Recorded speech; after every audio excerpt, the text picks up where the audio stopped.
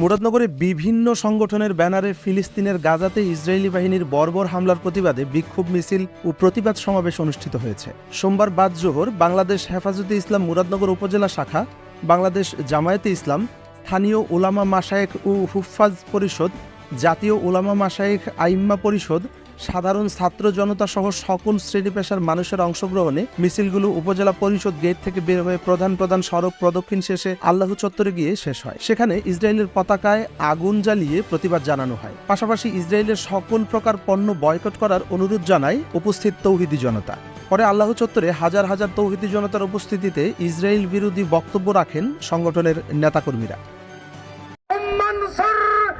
فلسطين مسلمو فلسطين واخذوا الكفرة والمبتدعة واليهود والهنود والمشركين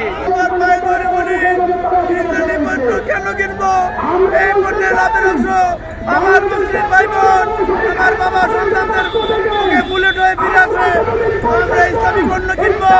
এই পণ্যের লাভের অংশ আমার ভাই ফিলিস্তিনি বাবা সন্তানদের কাছে যাবে।